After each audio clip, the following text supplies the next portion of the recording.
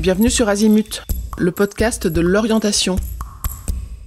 Il est parfois utile d'envisager une année de césure. Elle est aussi appelée Gap Year.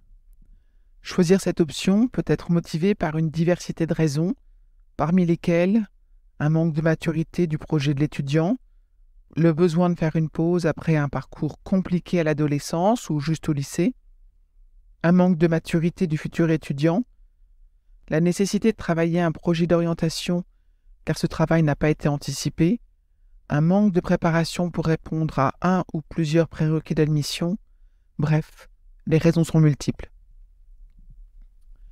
Cette option est très pratiquée par les étudiants dans les pays d'Europe du Nord et n'a pas encore toujours très bonne presse pour les étudiants en France, et surtout pour leurs parents. Elle présente cependant peu d'inconvénients et de nombreux avantages, notamment celui de baisser le niveau de stress pour l'étudiant et sa famille. Car non, une année de césure n'est pas une année de vacances. Si l'objectif de celle-ci est clair, et si sa préparation fait l'objet du sérieux nécessaire à sa réussite, elle est une excellente base pour la suite du parcours de formation d'un étudiant. Une année de césure peut être réalisée en France, avec une année de service civique par exemple.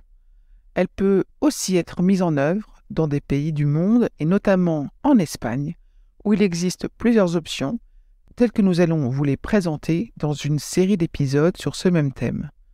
Une année de césure en Espagne. Dans un épisode, nous vous proposerons des informations pratiques, telles que les dates et les modalités de candidature. Cet épisode vous présentera aussi des informations pratiques comme des options d'hébergement pour séjourner en Espagne dans le cadre d'une année de césure. Un autre épisode vous présentera des options pour maîtriser l'espagnol, pour intégrer des cursus sélectifs en Espagne et pour y réussir ses études.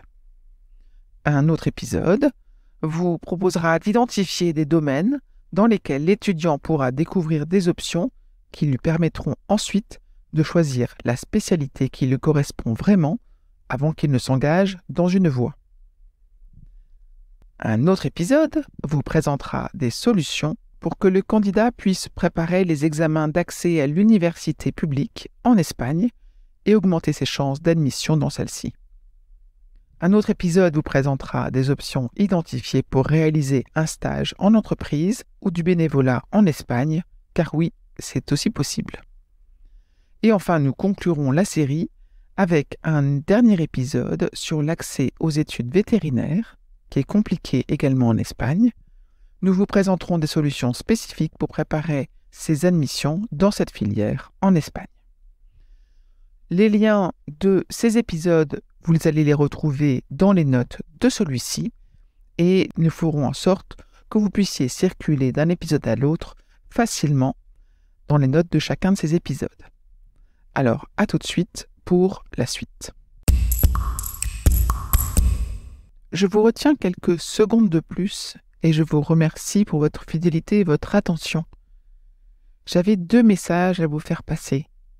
Vous écoutez peut-être ce podcast sur Apple Podcast ou sur Spotify ou sur une autre application de podcast et il est possible que vous ignoriez que le site azimut-podcast.com diffuse l'ensemble de ces épisodes en les ayant organisés et rangés de manière thématique.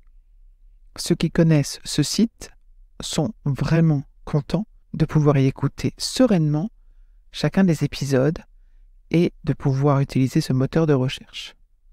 Deuxième message, sur ce même site, vous pourrez vous abonner à la newsletter. La newsletter, je l'ai surnommée l'hebdo de l'orientation. C'est une newsletter qui, comme son nom l'indique, est envoyée chaque semaine, le mardi pour l'instant. Et c'est dans cette newsletter que vous trouvez les indications des nouveaux épisodes, des guides que nous diffusons et de temps en temps, nous vous annonçons les masterclass, les ateliers, etc. que nous organisons. Bref, je vous conseille vivement de vous abonner à cette newsletter. À très vite et encore une fois, merci de votre fidélité avec Azimut. Parlons orientation.